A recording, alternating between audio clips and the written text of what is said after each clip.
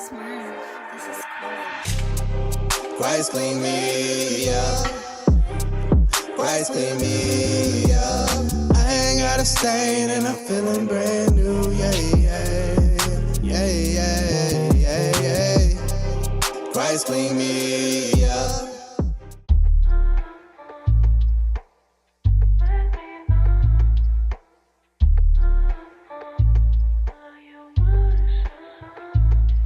Yeah, I'm like this. The gospel, my friend, made me righteous. Now I'm walking like Christ in his likeness. I can't live the same, I don't desire it. Hold on, man. We're gonna do it like this. Yeah, I'm like this. The gospel, my friend, made me righteous. Walking like Christ in his likeness. Can't live the same, I don't desire it. Cause I admire him. Yeah, boy, I'm like this. The gospel changed me up, I got a new frame. Can't live the same, I got a new brain. New eyes, new heart, can't do the same. Yeah, got a new name. Yeah, boy, I'm like this. Righteous all because of Christ did. Being conformed to his likeness, new man's priceless. Yeah, he didn't leave me in the muck and mire. He constantly cleaning me up. He giving new desires. By his grace, ain't living the same. Living in shame, living unashamed. Living to give glory to his names. Christians repent, we had a change of mind. So we literally ain't seeing the same. New frame, new brain. Yeah, my faith in God brought new actions. Before I chase worldly passions. Yeah, now I'm like this, righteous. Hey, brothers, no longer blind. Yeah, I'm like this. The gospel, my friend, made me righteous. Walking like Christ in his likeness.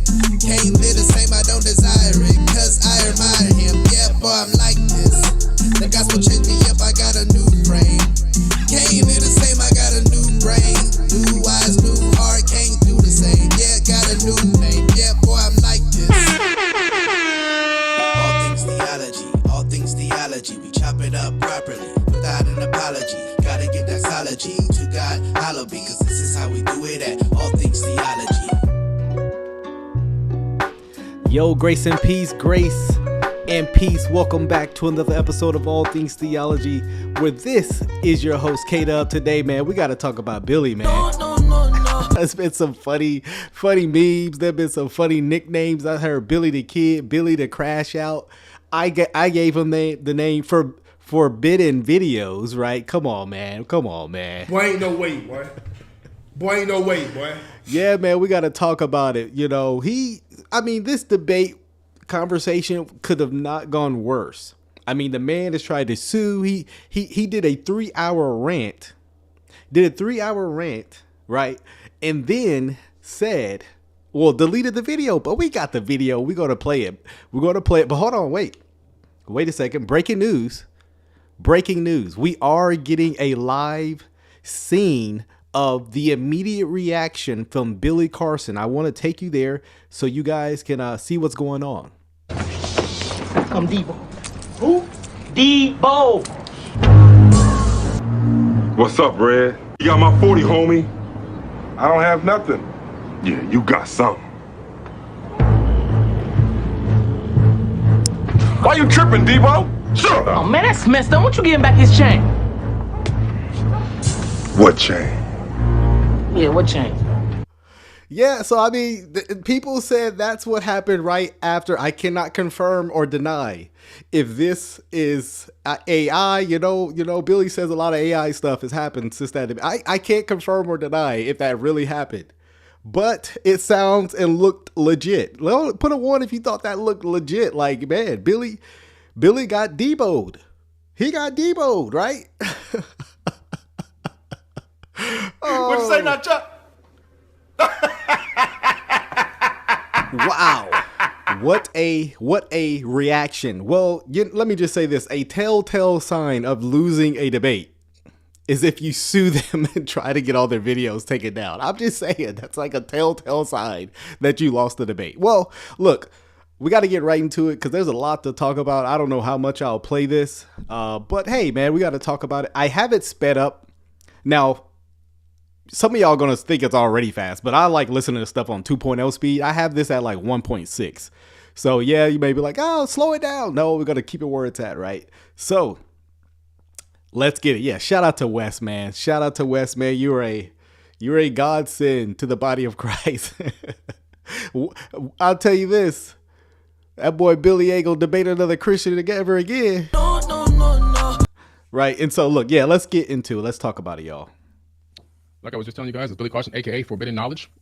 There's gonna be a lot of people in here tonight. Got a lot of people popping in here tonight. It's gonna be a long night. Got a lot to cover tonight. Got a lot to cover. All right. And as you know, I always bring the receipts, so it's gonna be a good talk. Okay. Take a sip of my Danger coffee. Always. Shout out to Dave Asprey.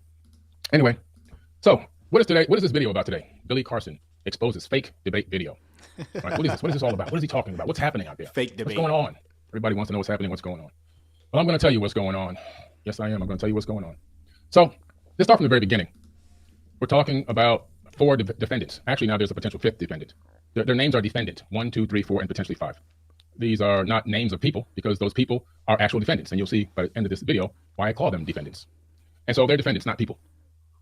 You see, unlike this gang that use the name of Christ as their battle shield to go do evil things and do a lot of things behind the scenes that are... This man Billy think he got like jumped or something. Like if you would have just heard this, you'd have been like, my goodness, what did they do to him? He must have got, robbed, hurt, assaulted. Yeah, I mean, you would think that's what happened by listening to this man. Very dark, and to try to create this global network for little old Billy Carson. They have to attempt, and it's a bad attempt. They have to network with hundreds of thousands of people all over the world to supposedly end Billy Carson's career.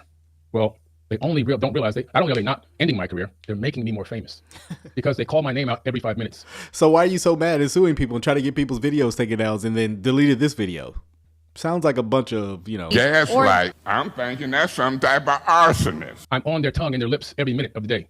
When they go to sleep, they dream about me. When they wake up, the first thing they do before they kiss their wife or their boyfriend, they talk about me. They post me and call my name 24 hours a day, nonstop.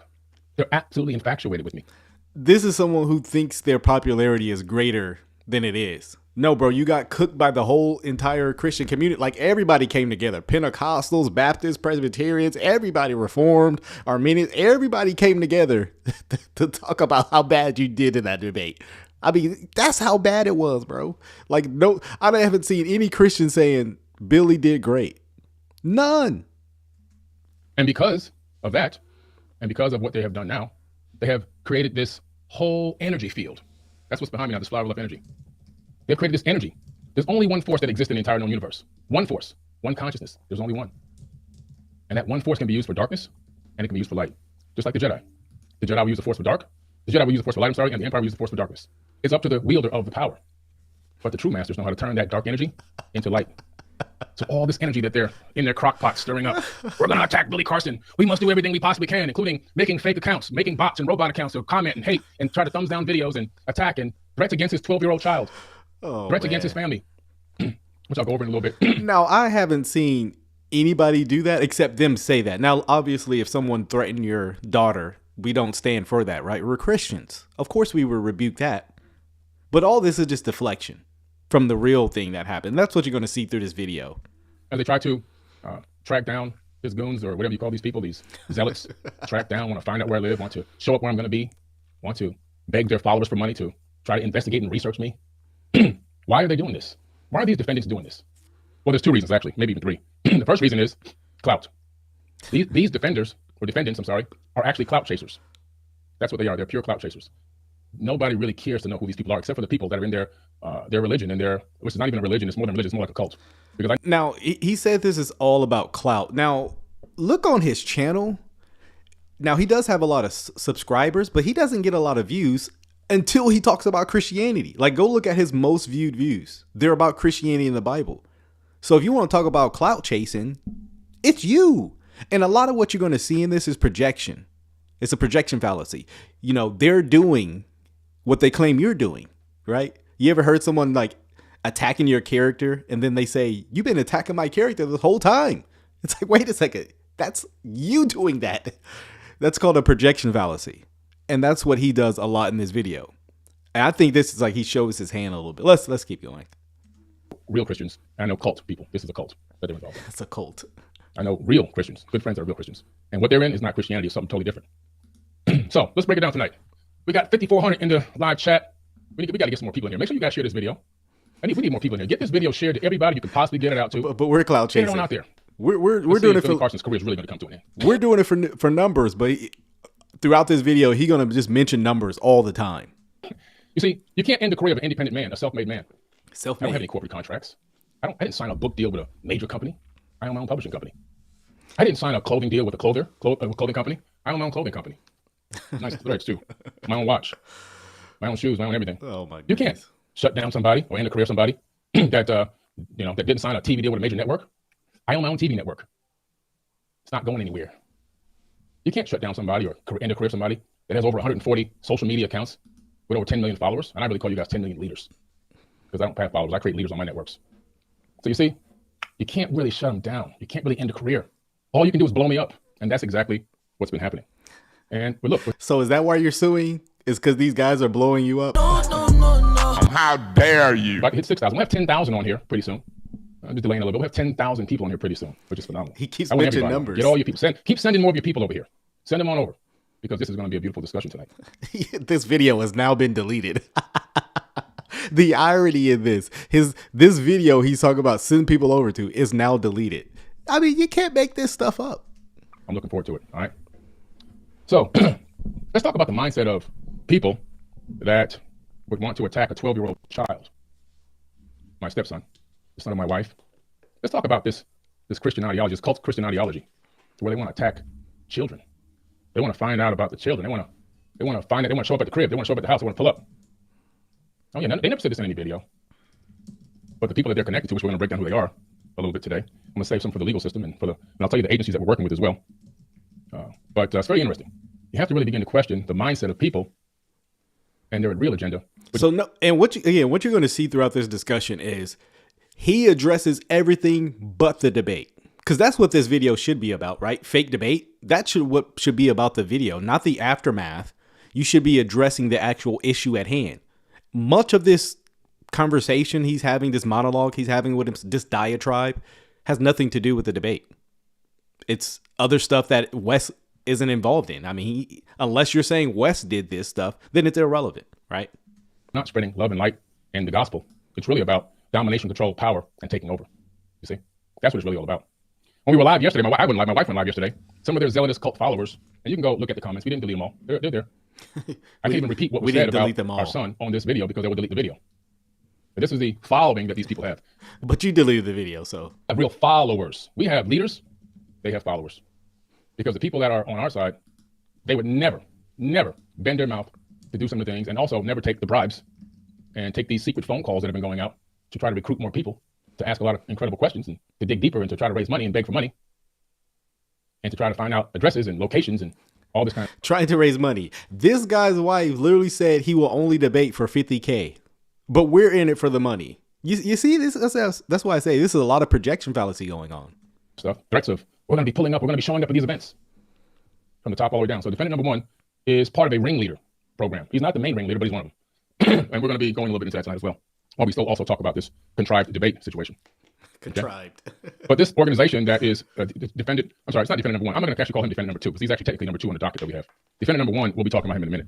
Defendant number two, he is a person that's heavily involved in the. So these are all the people he's suing, allegedly 5 people. Now, from what I've know behind the scenes, I don't think those suits have gone out, at least for Wes, but we'll see. And I think it's going to be difficult to sue Wes because he lives in a whole different country. I mean, go ahead, do you though? Super left, NDP.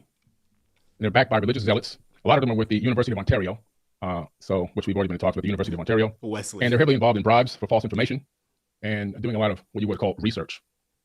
If somebody has real knowledge, if their word is so powerful, if their holy words that they know and all their history that they supposedly know is so incredible and so true, why they got to do all this for little old Billy Carson? No one, if you're accusing Wes of doing that, address the debate, because bro, you got smoked. I've never seen someone get cooked and stir fried in the same debate. Yeah. Aaron, thanks for the Superman. He says Billy Carson finally getting exposed is the way Christmas presents ever, right? Best Christmas present ever. Yeah. Hey, they say the best things in life are free. And Billy got cooked, bro. I mean, look, objective. I saw atheists panicking. And let me say an encouraging thing. I saw numerous comments of people saying this debate has caused me to reconsider my apostasy, essentially.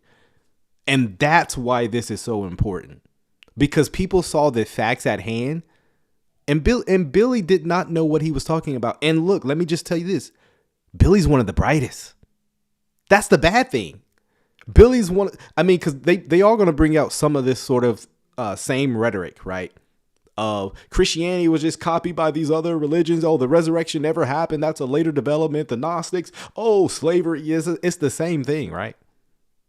He just is an independent researcher, though. But let's keep going. Why they got to come for little old Billy Carson? Right? Why is that? It seems as if they just don't have the power they thought they had.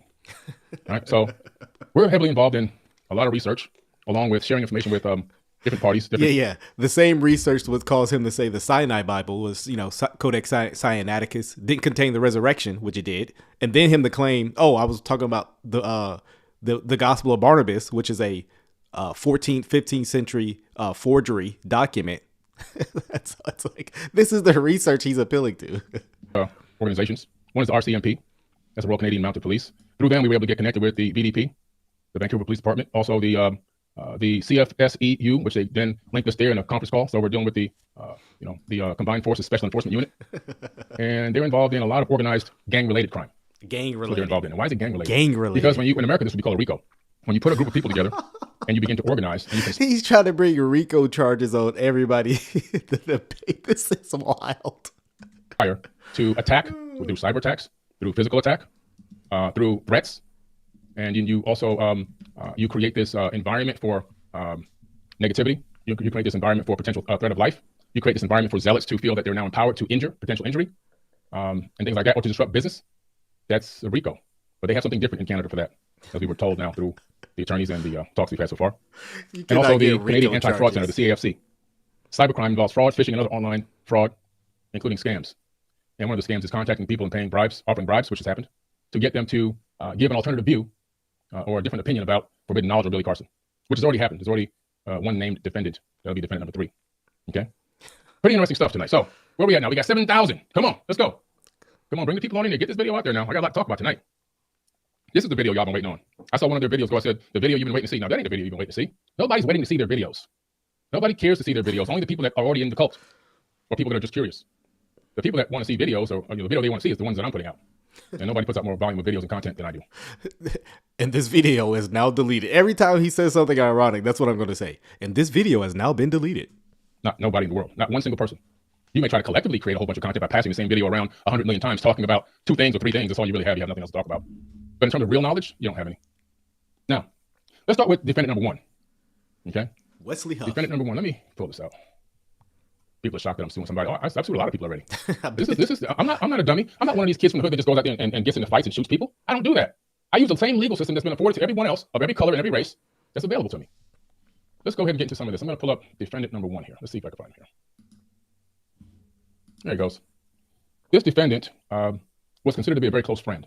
And as you can see in the photos here, top left, he's at my wife's birthday party. As you can see, marked with the black line across his face. He's marked up, okay, on the... Yeah, so this is the mark. The other gentleman is in his videos that he's now suing. It's like, I guess he believes he was set up by that guy, which is ironic because the guy was like defending a lot of his viewpoints, ironically enough, but claimed to be Christian, which was weird, right?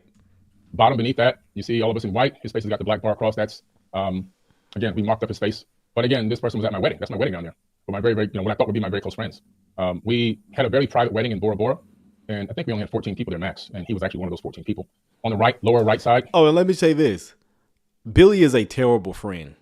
Like, on a moral level, never become friends with this guy because this guy is so petty. If you don't, like, just sniff his rear end every second, he'll break friendship off with you and tell all your private business. You don't need a friend like, let me just say this for anybody who's a friend with Billy.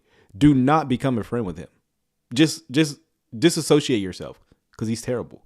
You can see that, we are hopping off of a private jet. He actually we got so close with the family and, they would come on trips with us and we would go on trips with them. We have private jets. We don't have them. We don't own them, but we rent them out. We fly them different places. He flies the private jets. In fact, one of the ones that we use now is one that he referred to me. Okay. The Jet Club. And so, but I'm sitting here, I'm flying around with this guy in private jets. And there's a reason why I'm establishing this line of discussion with this defendant. It's because this defendant was in my inner circle. It's irrelevant. Now, this defendant is my neighbor. I can literally go out my front door and walk for about 2 minutes and knock on his front door. We're inside the same exact gated community. Oh wait, actually, this is not. This is Anton. Sorry, not Mark. Anton. He's mad at Anton for disagreeing with him. And Anton, I think, showed a video of Billy actually knocking on his door at 2 a.m., which is like crazy. Okay, so this is a person not only that's been around us, that we hang out with, that we fly on private jets with and go around the world and everything else, but also this is a person that, my kid goes over their house, spends the night. Their son comes over here, spends the night. His son and my son are best friends. I've sent him and his son to countless NBA games because I have season tickets. But since I work so much and I'm traveling so much, I miss a lot of games. Sometimes I sell them, but sometimes I just give the tickets away to people that I think can use them. Irrelevant. People I feel that can really appreciate the games. So, as a matter of fact, you'll find out that I had just given him some tickets just recently, even while all this was going on, so he could take his son to a nice NBA game.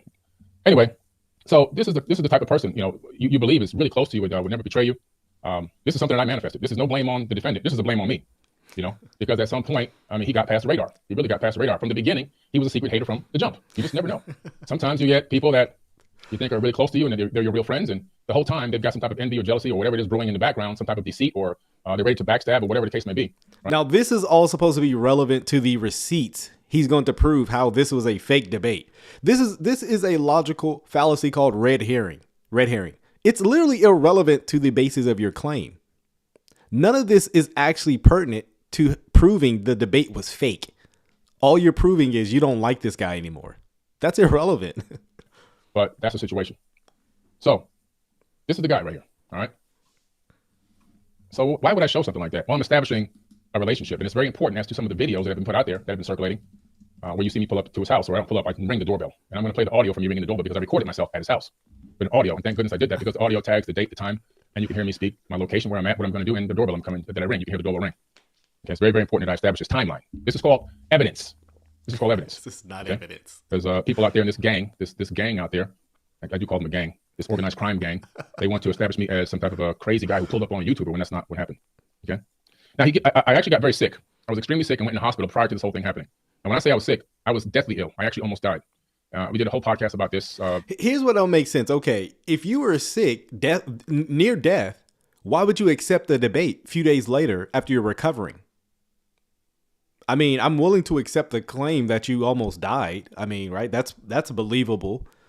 What doesn't sound believable is you accepted a debate literally days later after allegedly almost dying. So you felt good enough to show up. And I watched the debate.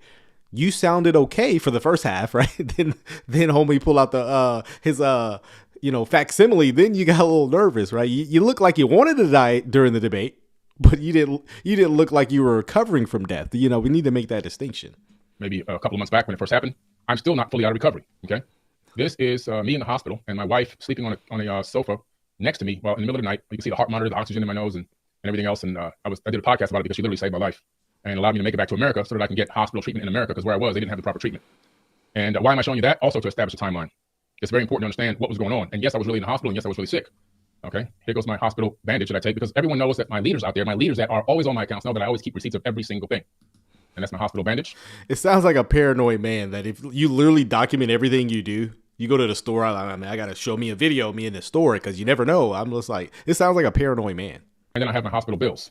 This is my bill for the stay in the hospital, $37,460. That's one of the three, right? There's another one here for $1,601. And there's another bill. Here it goes. Again, this is all irrelevant. You felt good enough to do the debate, right? I mean, T.O. played on a broken leg, right? And he did good. So, look, I don't have any sympathy because you showed up. You showed up. Look, if you didn't feel that good, you should not have done the debate. And everybody would have understood.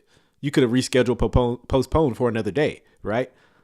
But once you say you accept, you can't throw that as an excuse. $585. He's off in that one stay in the hospital. Okay, so these are the hospital bills. So I was extremely ill and sick. And to add to that point, here during the session where I went over to Mark's house, which was right around the corner from me, if you look at my arm in the lower corner of the photo, you see that I just got the IV bandage taken out of my arm from being in the hospital. Okay, I just got the IV bandage out. I was in the hospital with a severe case of pneumonia, and that pneumonia was so severe that it literally almost killed me. And my whole right side was completely full of bacteria, and then the left side was almost full. I had only 25% oxygen. Shout out to Smitty. He says, how do gods catch pneumonia? Yeah, that's a good question. Hey, and here's a better question. How do gods not see this coming? Right, claiming to be God. You didn't see this coming? Boy, stop. My body was going into septic shock. White blood cell count trending up towards 40. Oh, and shout out to Bonnie with the super. I lost 22 pounds and was extremely ill. I noticed yesterday when my wife was talking and some of the posts that she had made, people were commenting, that black guy, these are the Christian followers of this cult. That black guy looks like he's on drugs, and people commenting, yeah, he's on drugs, he's a dope addict, and all these crazy comments. This is how they uplift You're people. literally calling people a cult leader and mob and zealots, and then getting mad because they're calling you a black guy that looks like you're on drugs. Sir, I mean, they got a point. Crack is cheap. I make too much money to ever smoke crack. Let's get that straight, okay? We don't do crack. We don't do that. Crack is whack. I mean, wouldn't it make sense they said you were on drugs if you lost 25 pounds? I mean, everybody would look like they were on drugs, right? So it's like, that actually makes sense. None of this is helping his case. This is the enlightened people. These are the chosen ones, right? Well, I look sick in the video because I actually was sick. Matter of fact, before the video started, I had a bottle of water, and I told him, look, you may have to stop this a couple times because I can't really breathe that well yet. My lungs are still recovering, and I coughed from time to time because I was trying to cough up still a little bit of phlegm in there from... I heard not one cough during the debate. Did y'all? I didn't hear one cough. Let me just say that. I don't recall one cough. Maybe go back and listen to that, but I don't... Remember, all this is supposed to demonstrate that there was a fake debate that happened. The pneumonia. After I got done with the IVs, they moved me on to the actual tablet or pill. You take these huge horse pills and got to keep taking those antibiotics until your lungs are clear. But it's still a long healing process, a 12-week healing process. And I got like a week and a half or two to go for this healing process. Now, why is that important? Why is that important to this whole thing? Well, my boy Aaron with the super says he's showing us pictures of him after the beatdown he took from Wes. Yeah, Wes sent you to the hospital. I think you got it confused. You were in the hospital before. Afterwards, you got sent to the hospital, right? Because I wasn't even supposed to leave the house. I was extremely sick. I had just had a near-death experience in the hospital a few days prior. Hold on, wait. So some of you guys weren't here in the beginning. When I showed you a live recap of afterwards, what happened. You guys want to see it? I'll show you guys what happened shortly after the debate. Come Debo. Who? Debo. What's up, Red? You got my 40, homie. I don't have nothing. Yeah, you got something. Why you tripping, Debo? Shut up. Oh, man, that's messed up. Won't you give him back his chain? What chain? Yeah, what chain? Yeah, I mean, look, we all... What'd you say now, Chuck?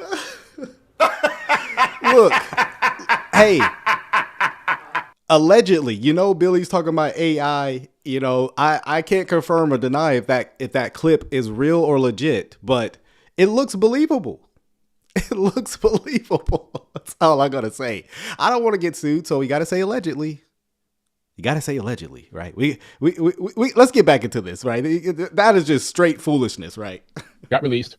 I had been so sick for the 2 weeks leading up to the hospitalization, trying to get back to America, trying to stay alive. And then I'm bedridden, and I just feel like, man, I just got to get up and do something. I can't stay. I just can't lay down like this. I just can't do it. Like, you know what I'm thinking of, that clip with Mike Tyson. My back, he's like standing doing an interview. My back is broken. It's like, or the clip where Paul Pierce is literally getting carried off. It's like, bro, you got so many excuses. Person as active as me, it felt horrible. I felt like I was completely useless. So I get a call from Mark, like, hey man, hop on a podcast, I'm like, okay, yeah, that sounds like a good idea. Something I can do, and all I gotta do is go around the corner from my house. I don't have to even leave the neighborhood. I don't have to go on an airplane, which is what I usually have to do.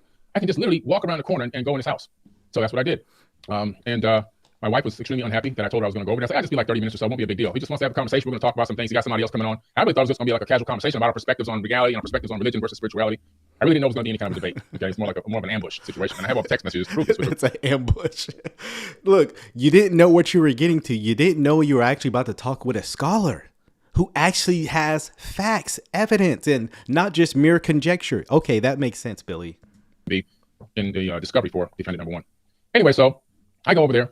I'm a little gassed, but whatever. I'm just happy to be involved in anything at this point. I sit down, get mic'd up and everything else. I get myself some water. I give him that warning about my coughing so that he knows, like, if you just pause every now and then, you might have to edit the coughs out. Okay? I think that's on recording actually from the beginning of the video. They probably edited that out already, whatever.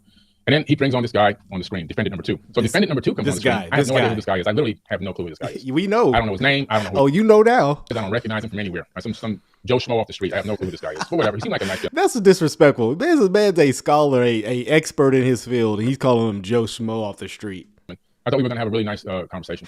You know what? That actually makes it worse.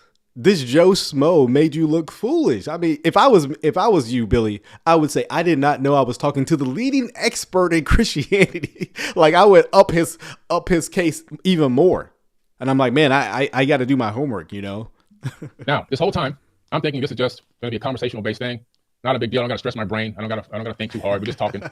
And then Mark gets this guy on the live feed. And he says, "Hey, we're gonna have a little debate." I'm like, "A debate?" He's like, "Yeah, we're gonna talk about this, your perspective of religion and stuff and so on, whatever." And I'm like, "Huh?" I'm like, "Okay, whatever."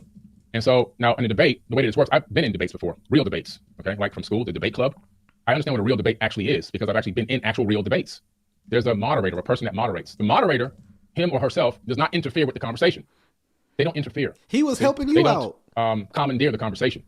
And the moderator is there to allow both parties to actually get a chance to talk and get their point across. But that's not what happened. What happened was, as we opened this up, the moderator asked the first question, not the defendant number 2. Okay. Now that's interesting. So I go, okay, this is from the jump. I'm like, well, that's kind of strange. If this is a debate, then it's supposed to be a little bit more organized. I said, well, maybe he doesn't have the etiquette of knowing debates like I do because I've been in real debates and stuff, whatever. I didn't think nothing of it at that exact moment. So the first thing he asked me is about the gospel of Jesus' wife. Okay. I think that was the first thing. It might have been the second thing, but it might have been the first thing. Either that or the Sinai Bible question. And I'm like, okay, whatever. So I give my answer about the gospel of Jesus' wife, you know, to what I knew about it. Not even a deep answer, just a very surface answer. I'm just like, whatever, man. You know, I'm just surviving at this moment. And then the gentleman, defendant number 2, he comes back with all this rhetoric about it's a known fake and it's this and that and everything else and it's no good and it doesn't exist and blah, blah, blah, blah, blah. It's fake or whatever he's talking about. I'm like, okay, well, let me get my rebuttal in on this fakeness.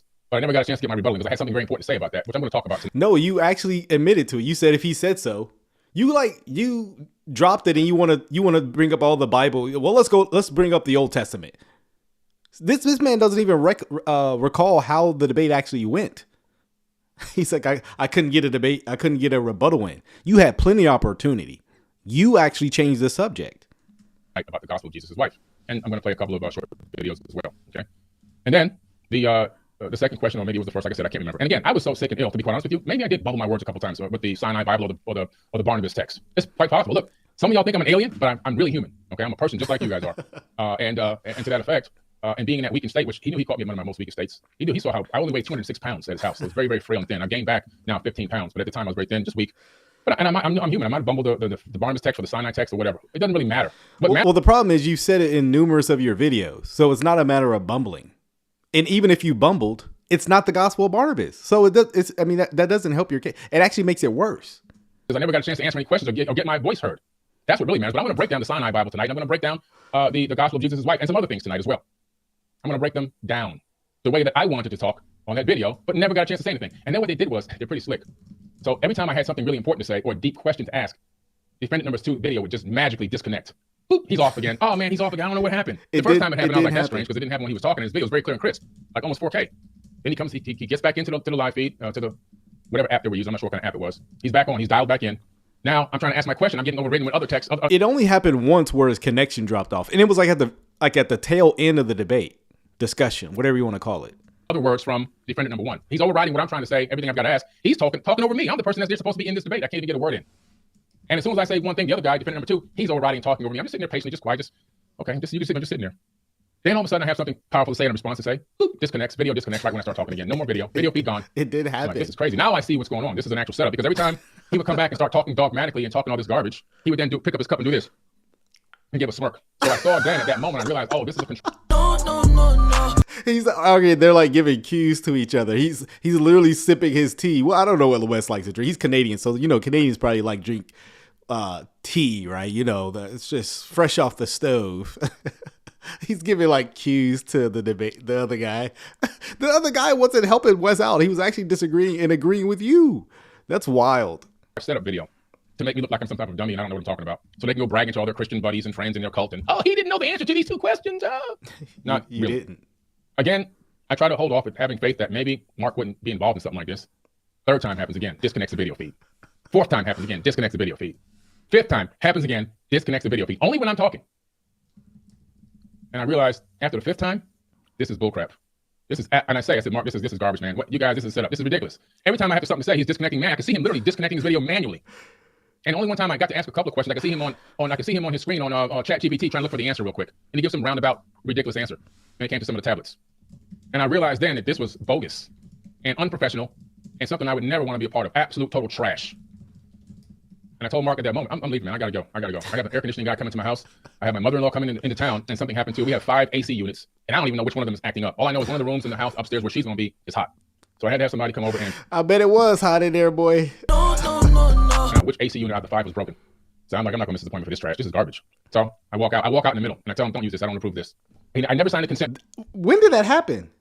When did he walk out and say, this is trash? I don't want to be a part of this. When did that happen? Billy's mind is a terrible thing. It's like, what happened? It's like he reinterpreted everything. This is crazy. When you go to a podcast, if you don't know the video etiquette, I'm going to tell you right now. Anytime I show up to any podcast I show up to, Joe Rogan, PBD, I mean, you name it, right? Next Level Soul, wherever I'm at. The first thing you do is you sit down and you sign a release form. That's just basic standard legal. You sign a release form. He's bad. I didn't sign any kind of release form. I never gave any authorization or consent. Luckily, because that now makes the video illegal to use my likeness, my face, my voice. No, it doesn't. Any shape or form. Even if it's just a 10-second clip. No, it doesn't. Even if it's 1 second of me, I did not consent. Why? Because it's unprofessional. And so if you didn't consent, why'd you show up and do it? I mean, none of this makes sense, sir. You mad? I can't argue with you. No. Look at you. You big man. I'm happy. Leave me alone. He's big mad, bro. Bro, again, if you didn't get the legal consent, why did you come on the show still? No, I mean, none of this actually makes sense. Yeah, crack is whack. they were going to utilize it to show me in some type of a negative light for their own self-gain, for some type of clout chasing. It's unedited. But it gets even deeper than that. It gets even deeper than that, you see? So I walk out. Remember, all of this is supposed to be relevant to the idea that it's a fake debate. Now, what is fake debate trying to insinuate? That it didn't happen. It wasn't real. I get back to the house, I'm extremely pissed off and angry. I can barely breathe. I normally take the elevator upstairs when I was sick. So exhausted, I couldn't even breathe. I almost dropped down on one knee. She's like, what's going on? What's happening? She's like panicking. That boy West had that man on bended knee. Good night. No. He had him on bended knee. I told her what's happening to the best of my ability. Look, I felt like I've been in debates. I felt like I won, but my opponent has never come back and said they were on bended knee and couldn't breathe. Help, I'm having a heart attack. She got pissed off. She got Mark on the phone right away. My wife is my manager. I bet. And she called immediately, got him on the phone, and said, Billy doesn't consent to this. We signed a contract with another company to do when your legs don't work like they used to do. Yeah. A show called Versus. And with a very prominent figure involved in this, and all the different people from different areas of religion. It's a very organized debate system, and it's going to be a TV series. So I did sign that contract. I didn't know I was going over there to do this kind of debate. I thought we were having a casual conversation on spirituality, and I wasn't really even fully in my right mind. I just almost died a few days before going to his house, literally. And so he took advantage of that, which is what happened. I can't say he took advantage. He took advantage of me about to die a few days later. That I allowed him to take advantage of that because for whatever reason I was just weak, and sometimes you trust people, especially when you've been around them that long and that much. Whatever the case may be, it happened. She was very upset. She called him. She put a do not consent in immediately, and that ended that call. Then he kept trying to send me messages. He was sending me so many messages, which I'm going to put some text messages on the screen tonight, but I can't put all the text messages on the screen because a lot of it is going into evidence. Because defendant number 1 is going to be sued for $1 million. Bro. No. $1 million, right? It's like that's giving that type of energy. Like, bro, what? And possibly even more. But the messages were coming into me. We're talking about the desperation that he's in to get this video out. Absolute desperation. And I'm like, what the hell is so desperate about this ridiculous video that was so corny and contrived and stupid? Like, what is the desperation for this video? Like, what really, like, how can you send me 15, 20 messages that are each like a paragraph or too long? That gives me anxiety. I don't want to read messages that long. I told him, I said, stop sending me these crazy long messages, man. Finally, after like the 8th message, I start reading these messages and they're like, I'm under attack. They're attacking me. They're threatening me. This is all in text. They're trying to take me down. They're going to expose me. They're threatening my businesses. All these things he's telling me. He's in panic mode, like super panic mode, like the mafia's after him. Well, they really were. But these people. And let me just say this, Billy, though you have deleted this video, people still have it. And everything you said is liable to countersuits as well. Because I believe you absolutely are liable for countersuits with some of the things you said, the slander you said, mischaracterization of people in this video. So, hey, Any lawyers want to reach out, I have the video. Just saying. Operate like the mafia. They're very evil people. Don't let the Christian name, Protestant, and all these different names that they got out there for these people fool you. These people are dark and they're evil and they're very manipulative and very contriving. So defendant number 2 and his horde of cult people, cult followers, in some way have been attacking him. They created robots and bots to attack his comments on his posts, attack his positive posts, attack his comments from his followers, attack people on his YouTube videos, attack his live chats, just attack. Same thing they've been doing to us, using real people and also using robots, which is really what is considered a cyber attack, which is actually illegal and against the law. If your word is so powerful, why use all the robots?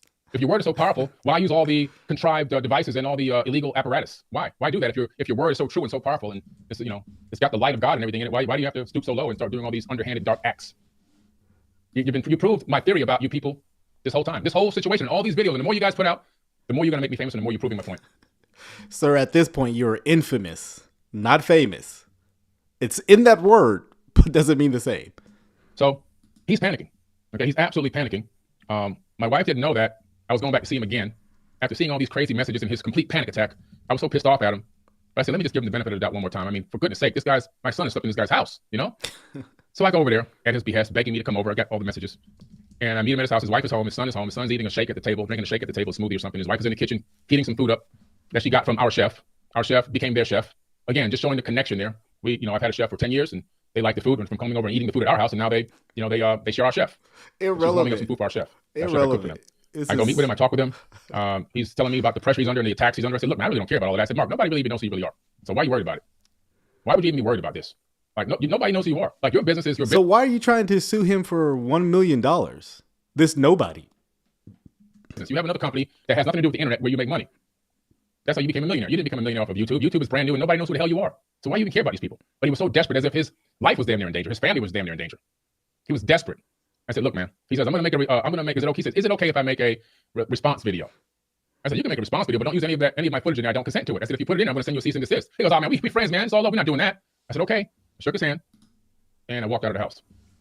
The next thing that I did was, I knew I had a game coming up, a basketball game that I couldn't make it to. And once again, with my brand new seats, my upgraded seats, I contacted him and I said, hey, would you like to take your son to the NBA game? I can't make it to this particular game. And he says, sure thing. He says, I see, though the conversation is a little broken because I couldn't fit the whole thing in the screenshot, was running if you got the seats you had last year and had the courtside bands, you did upgrade your tickets. I said, yes. He said, those seats are nice. So he got the better. He realized I had got even better seats than I had the last time. He was very happy about that. That was the conversation. The day after, he agreed to not release anything of my footage. Gentleman's handshake. And I explained to him it didn't look good for him or me. It was very unprofessional, very clownish, very childish. And if somebody edits it, it's going to look really one-sided and stupid. Okay? So now that happens. Send him to the game. He's happy. And then the next thing I know, he starts sending more texts about he's getting attacked. He's getting attacked from defendant number 2. Okay? He says that they're attacking him. He's under a lot of pressure. This guy is really like scared now. I'm like, wait, what kind of pressure can you be under for a damn clumsy video that was horrible? Guys disconnecting 5-6 times in the video. He's half the time he's not even on the screen.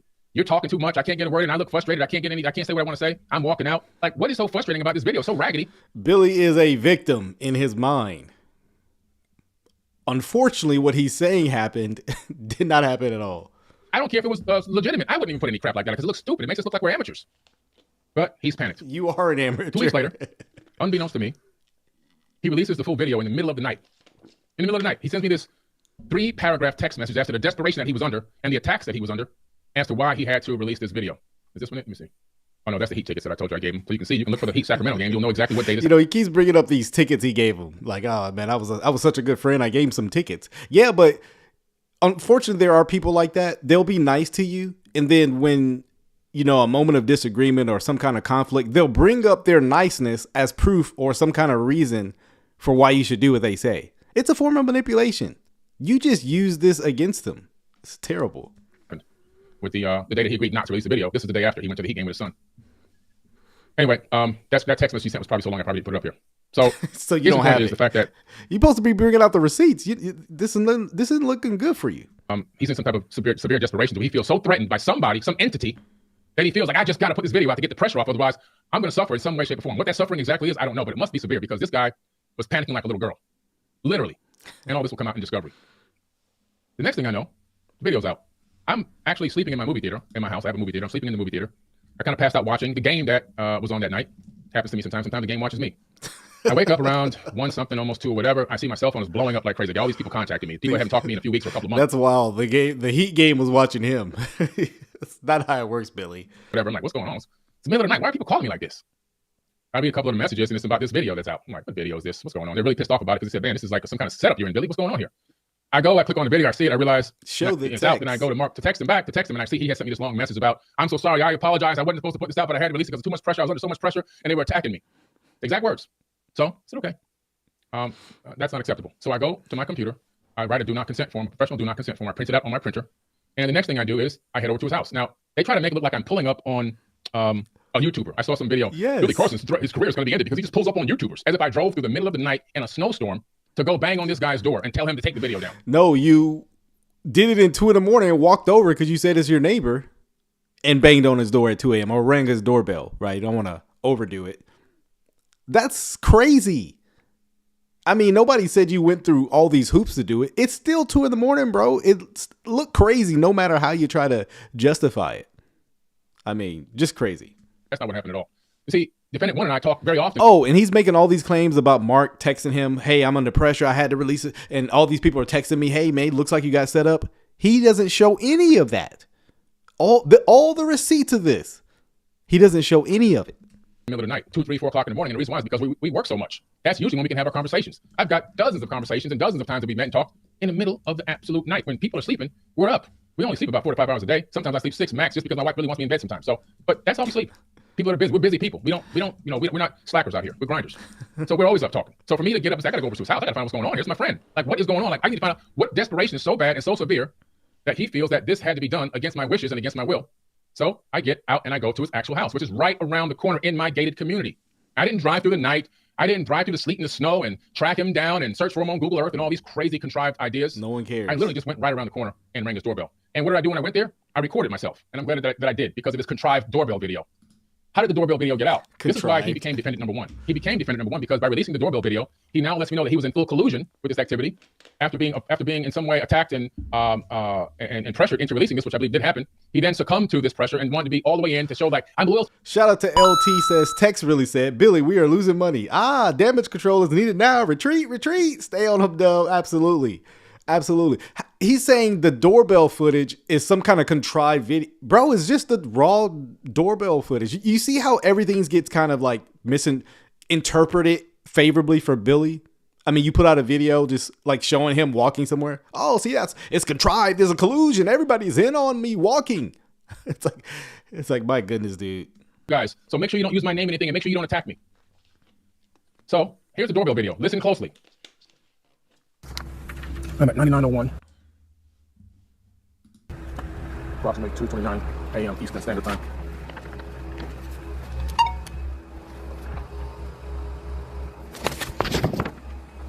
I'm ringing the doorbell at Mark Menard's house.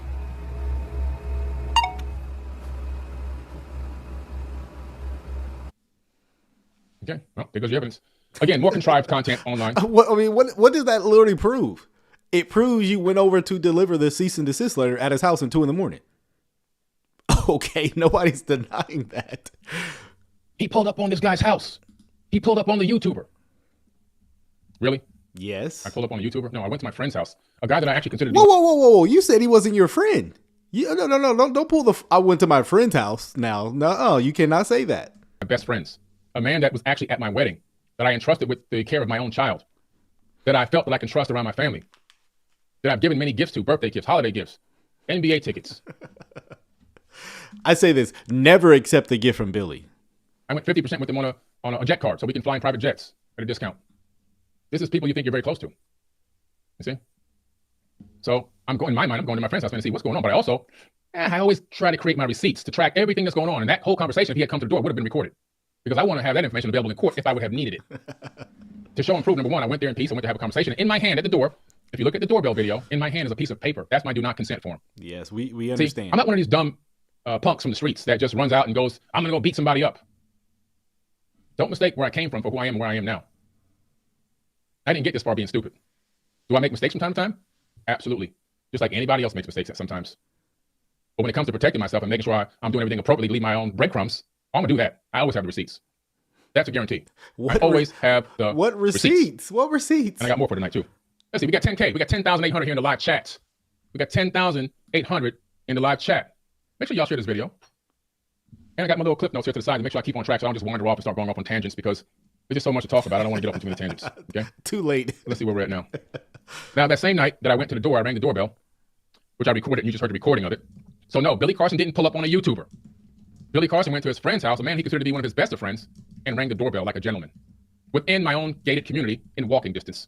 I didn't walk that night because it was a little chilly. I did get out in my slippers, and I took the car right around the corner, which took less than a minute. Walking would have taken maybe 3 minutes at the most. But I come back to the house. I'm extremely angry and I'm extremely frustrated that I wasn't able to contact him. His phone was in like do not disturb mode. So I tried to call first. I tried to call him like 4 or 5 times, evidenced in my phone records. I texted him 5 or 6 times. I also texted him a copy of my do not consent, and I WhatsApped him a copy of my do not consent form at the same time, as will be evidenced in the case. Then what happened? I come back to the house. I wake up my beautiful wife. I tell her what's going on, and we call his wife. We call defendant number one's wife, a beautiful, incredible woman, very strong woman. Leave his wife alone. I mean, you already harassing him. Now you messing with it. Leave him alone. It's 2:30 in the morning. My goodness. Great person, great human being. Like a sister to my wife. She's actually like a sister to my wife. They're born on the same day. They both are born on Valentine's Day. So that's something they really, really have in common, which created a bond between them. We give her a call. She answers the phone. She's not in America, which we knew that already. We figured she'd probably be up by then, even though it was 2-something in the morning, because she was out of the country and she was ahead of time in Europe. We told her what was going on. She had no idea of the extent of this. She was extremely frustrated and very worried and very pissed off at defendant number one, her husband. And she hopped on an airplane and flew straight back home from France that night and came to our house next evening. My goodness. Came to our house, sat down in our... If this actually happened, Billy is messy. This is like some teenage girl type stuff, just telling stuff, information about his wife. And I mean, this dude is messy, man. Super messy. Room with us, and we talked for a couple of hours about the situation. She was so... I gotta read this. Christian Doc said, this video is never getting off the internet. Absolutely. And I kind of have a rule of thumb.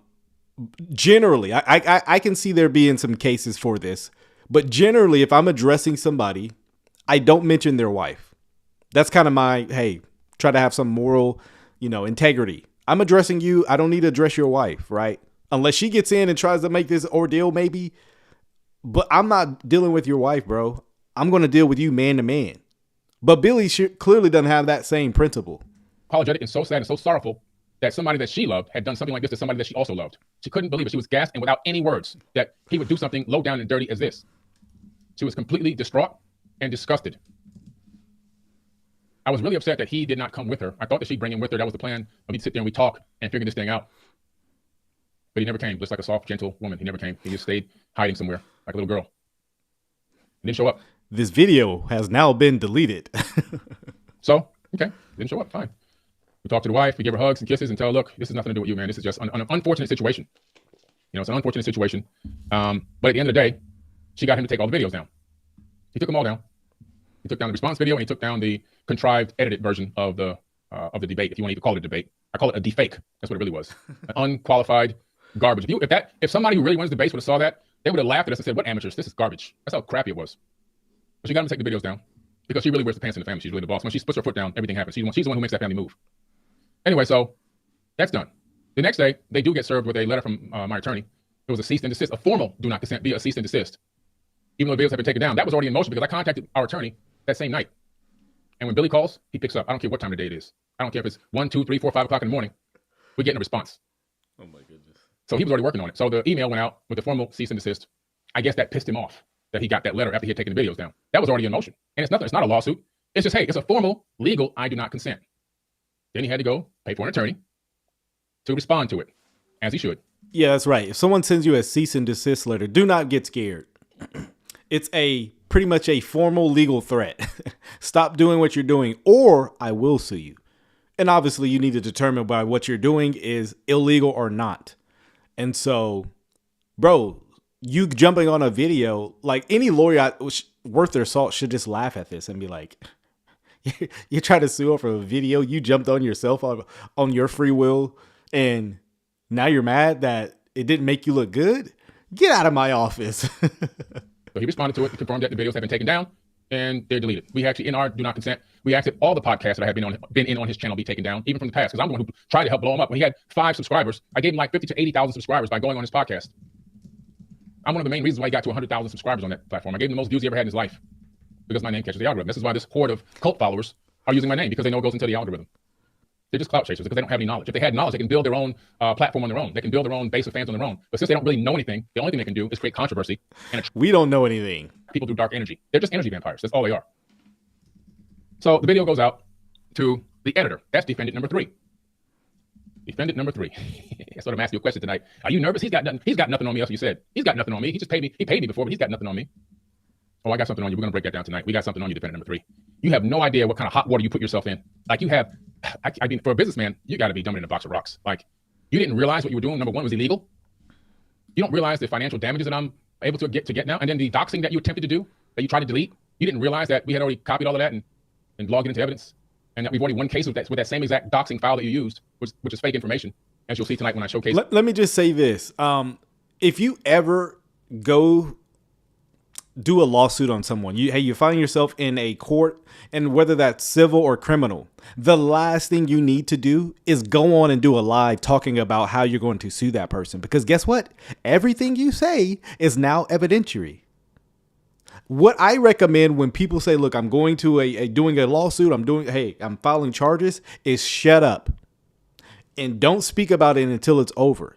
See, this is why this sounds like a big bluff to me, you know. Why? And I'm going to put some of the cases on my screen tonight.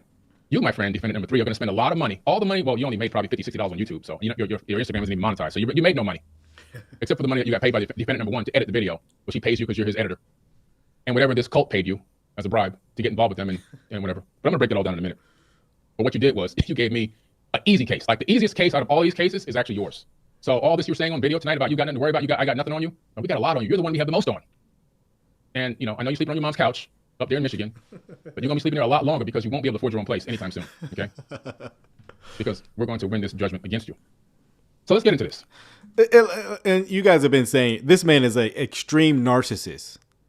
Like, I wouldn't even want to be this man's waiter. Like, I don't want to cross paths with Billy. This man just breeds of a narcissist and it's all about him. I saw some of you guys saying like, man, I feel sorry for his kids. I mean, his employees. I mean, this man there's no like stability in him. Before I get into defendant number 3, let's go over a little bit more about this. I'm gonna save him because that's like icing on the cake. I'm gonna save him. That's like icing on the freaking cake, man. Let me get into a little bit more about this deepfake. The deepfake. Let's get into this deepfake a little bit. Let's hear this. Okay? Let's hear. I told you what was... Oh, by the way, so far, and this is like the sped up version. He's been going for 32 minutes, which is probably more closer to like 50 minutes in the actual live video.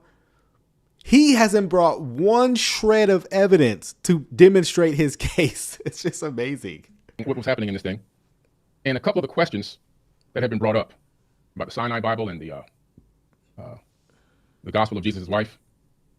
Let's take a look at a couple of things real quick. Let me get some of my windows open up here.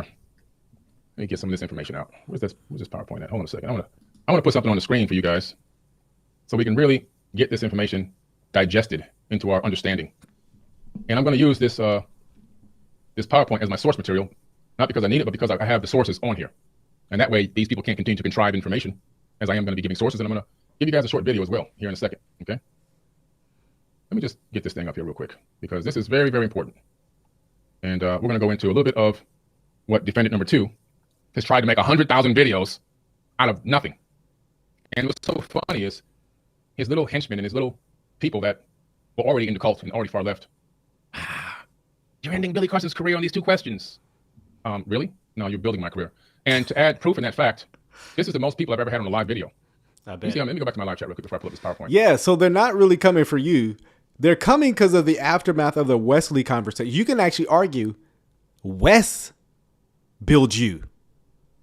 I mean, because you don't get a lot of traffic on you. It's crazy. You have like millions of subs, but you only get like 5,000-6,000 views. And look, I'm not knocking it, but don't make it seem like you're out here this big guy that everybody knows. Wes put you on. Where are we at now? I'm at 11,499 people. The most I've ever had was 5,000. You guys doubled my popularity on a live video in one day. Thank you so much. All the dark energy, all your listeners and all your followers and all your cult people and all your people that are in your organizations that are coming to watch my video with that dark energy. How are we going to see the fall of Billy Carson? That's dark energy, that frequency that's coming here. You see this behind me? That's the face of God. God's not a man flying around with a magic wand granting wishes. God is a frequency, and it's your job to... It looks like an atom. God is a molecular structure. Oh, my goodness. Man, y'all didn't tune in. See, I'm tuned in. So all this dark energy that you're bringing toward me, I've alchemically converted that energy into money. That's exactly what I've done. So thank you for coming on and watching tonight. Now, let's get into this. Let me get this. I gotta get this. I've got to get this. This PowerPoint in here real quick. I thought I had it on that computer, but I'm gonna send it over there real quick so I can open it, and then I'm gonna get back into defendant number 3 and break him all the way down. I'm gonna break him all the way down, guys. He actually got on a video tonight on some show, like he's some type of superhero out here. This guy has 3 likes per post on social media, and he started a social media marketing company. We actually hired this guy, and his work was so bad we had to get rid of him. We had to fire him. He was great in other areas that we had things we had done with him in the past, which I will go over. And I'm gonna read a lot of text messages from defendant number 3 as well. Tons and tons of text messages. Notice this is just his personal, vendetta issue with defendant number 3. It's nothing to do with the actual debate at hand. I'm going to read, and I'm going to expose his bed of lies and fabrication, and then I'm going to break down his doxing, and I'm going to show you why he's the easiest case for us to win. And he'll be sleeping on his mom's couch just a little bit longer after I get done breaking this down. Okay. All right. Let me get this doggone PowerPoint over here. I'm going to try it a different way. It's not cooperating with me, so I'm going to try one other way because I want to get a little bit more into the deepfake and finally get a chance to say. Let me turn this volume on. Finally get a chance to say what I want to say. Let's see if I can get this presentation in here. Come on, Billy. What's this? Because there's a lot I wanted to say and didn't get a chance to. But we're going to go over some of that tonight. And so, defendant number 3, very interesting guy. Very, very interesting guy. He's one of the key figures in this whole operation. He's like the linchpin, if I can use that term. My good friend Terrence Howard. He's like the linchpin because linchpins also have to do with energies. Not Terrence Howard, man. He's nuttier than a Snicker bar too. My goodness. He's been giving this darkness energy and feeding it, and we'll get to the foundation of his agenda eventually, most likely through discovery. But I'm hypothesizing that his failing business structure, his failing business model, put him in a situation where his lack of ability to do any real internet marketing and to gain any real following, he couldn't even build his own following. That he was offered in some way, shape, or form some type of money from this cult organization, who are now in contact with the proper authorities, several authorities, which I'll talk about one more time before we end this live, those exact authorities. And he utilized that potential revenue. I don't know if he did, so I'm saying potential revenue that he got from the bribing or whatever the offer was. It was very enticing to him to bring the popularity to him. He really needed it so badly. And so, get it uploading now. And so by that offer, whatever offers they made him to get involved in the situation and to cultivate and to manipulate defendant 1, he successfully did that to defendant 1. And he was able to acquire this illegal footage. And I do mean illegal. And then he had a decision to make. Am I going to... Shout out to Joe with the gifted members. Got 20 of them. Y'all enjoy it. Appreciate you, bro. This is nuts. He's like illegal footage. Bro, you literally sat there and did the video. No one held you hostage. Utilize it? Or am I going to do the right thing and let it go? But he had an incentive. There was an extra incentive for defendant number 3 to take this footage and put it out. He has a direct connection in some way, shape, or form to defendant number 1, which we will find that out in discovery. See, the money that you thought you were making and the popularity you thought you were making is all going to be spent on attorney's fees. And I don't care if I win or lose. I just want you to spend money. You see? Let's see if this is it here. Sir, you're not going to win. And I'll say this. And I know a lot of people feel the same. If you took them to court, it would be unjustly. And I know a lot of Christians would give to their GoFundMe. I say, hey, look, Christians, if this man sues you, start a GoFundMe. Because many Christians will support you. Wes, hey, start a GoFundMe, bro, if this man takes you to court. Right? Christians will give and support because this Billy is off his rocker. So one of the questions that was brought up was the information about the Sinai Bible, which has a lot of differences than the King James Version of the Bible. It's also called the Codex Sinaiticus. And what I had said in the Codex Sinaiticus, not the Sinaiticus. Look, I'm not trying to be petty, but this is a guy who calls himself a scholar and doesn't know what he's even referring to. Okay, look, right? Podcast, which probably only I can see why he just referred it to as the Sinai Bible. 3 podcasts I had mentioned, and of course reels and clips were made and they were then edited and put out all over the place. But that in the Sinai Bible, it appeared that Jesus had never been crucified. I said it's quite possible that Jesus was never crucified. That's not what you said. That's not what you said. You said it in the Sinai Bible. Jesus was not mere possibility, and we know that to be false. So now he's trying to backtrack his claims. This is what happens when you overstate something. Like one of the things I hate when people do is say, all the early church believe this, right? It's like, well, all I need is one person to disprove you, right? You have to be careful about not overstating your claim because now you have to change your story. Well, wait, why are you saying the Sinai Bible, Billy? Didn't you say I meant the Gospel of Barnabas. So now again, you're changing your story. You're contradicting yourself. This is all over the place. Not once anywhere to say Jesus was never crucified. It's quite possible that Jesus was never crucified. Well, he might not have been crucified, depending on what podcast I was on. That's So this question came up during the defake as not a question in a way that would be asked in a real debate, but it was an attack from the very beginning because they thought they had answers that would debunk whatever I said in the podcast. West did have answers and facts and evidence and primary sources. One day. So the Codex Sinaiticus, often referred to as the Sinai Bible, is a 4th century Greek manuscript of the Bible. In contrast, the King James Version, KJV, is an English translation completed in 1611. Comparing these two involves examining differences in textual context, translation choices, and theological interpretations. And so here's the textual variations. Scholars estimate that there are approximately 14,800 differences between the Codex Sinaiticus and the King James Version. These variations range from minor discrepancies to wording to significant differences in the content. For instance, the Codex Sinaiticus includes books like the Epistle of Barnabas and the Shepherd of Hermas, which are absent in the King James Version. Notable omissions. Several passages presented in the King James Version are missing from the Codex Sinaiticus. Mark 16:9-20.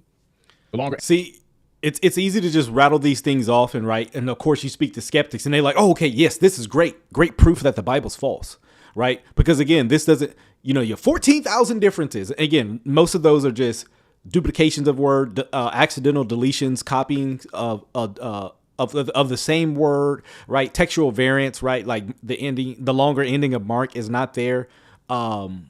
Early attestation for it from a textual manuscript standpoint. You have the 1 John 5:7, right? Also variant. I mean, but what he wants to lead you to is Jesus was never resurrected, and you can't trust your Bible because of all these variants. Again, if you cannot trust the Bible because of these variants, it is way worse for any other work of antiquity. So in other words, if you can't trust the Bible, you can't literally trust nothing before the printing press, which is absurd. Mark detailing the post-resurrection appearances of Jesus is absent, doesn't exist. It's not in there. That's biblical archaeology review. Biblical archaeology review. That's the source. It's one of them. There's 8 sources, but that's just one of them. John 53. 8. But notice he's deflecting. Billy, you need to prove your claim that your Bible does not teach the resurrection of Christ. That's your claim. All this other stuff is still red herrings. 11. The account of the woman caught in adultery is not included. Biblical archaeology review. Source. Luke 24:51. The phrase, and was carried up into heaven, describing Jesus' ascension, is missing. Biblical archaeology review. Now, they based 100,000 videos, and I do mean 100,000 videos of complete foolishness off of this information. And I'm sure they'll make a response video talking more crap and using my name. They can just listen. It is what it is. Those are opinionated videos. At that point, that doesn't matter. But the original video that I did not consent to, I'll be paid by pound of flesh for every appearance that it shows up on the entire internet. I will be. Trust me on this. Or there'll be judgments. And when you go to buy a house, or when you go to sell something, when you go to do anything, I'll have to get paid first. And I'm going to take all that money, all those winnings, and I'm going to buy a huge strip of land. Me and my wife already figured it out. Now, who's in it for the money? Now, he's accusing all these other people of being in it for the money. Who's really in it for the money? We're going to buy a huge strip of land, and we're going to build mini homes on there for homeless people with all the money. Every single penny of it. We're going to document it. We're going to post it. We're going to turn your darkness into light. Translation differences. KJV. Translators worked from a limited set of late medieval Greek manuscripts, primarily the Textus Receptus and Hebrew texts available in the early 17th century. And guess what? The KJV translator tell you that. They're not trying to hide stuff. Of course. And guess what? Once more or better manuscripts were made available, yes, the translation became better. Yes. Unfortunately, there's many people who don't know anything about how the Bible came here and the translation history or transmission history or any of this, kind of issues. But Billy is spewing ignorance too. The Codex Sinaiticus is an earlier manuscript reflecting a different textual tradition. These distinct source materials contribute to differences in wording and interpretation between the two versions. Theological implications. The variations between the Codex Sinaiticus and the KJV have led to differing theological understandings. For example, the absence of certain passages in the Codex Sinaiticus, such as the longer ending of Mark, affects narratives concerning the resurrection and ascension of Jesus. These differences highlight the importance of textual criticism and biblical studies to understand the development and transmission of biblical texts over time. While it's challenging, even if I granted you that, there are numerous texts which speak about the resurrection of Christ. So your point falls flat on its face no matter how you take it. To specify the exact number of words translated differently between the Codex Sinaiticus and the KJV due to their distinct textual basis and translation methodologies, the estimated 14,800 differences encompass both minor and significant variations that have implications for biblical interpretation and theology. You can tell this is written for me. No, I'm taking this from the source, Mr. Whoever you are in the live chat. Of course, this is cut and pasted from the direct source, from actual academic books. Chat GPT. I'm not giving you this off my dome. I'm reading academic books. Come on now, tune in. Get your head on right. This is not basic IQ stuff. So the next thing was about the gospel of Jesus' wife. I'll pull that back up in a minute. The next thing was about the gospel of Jesus' wife. That question came up. So, what's the question? In podcasts, I have been noted as saying it's quite possible. I said they discovered the gospel of Jesus' wife. Fact. And then I go on to say in maybe 3 podcasts, it's quite possible that Jesus never died, that he may have been married. And his Merovingian bloodline could still be on the planet till this very day. That's not what you said in that conversation. You were arguing de facto. And then when you got called out on it by saying the Sinai Bible teaches this, you deflected to the Gospel of Barnabas. And then when you got called out on that, you gave up and said, well, if you say so.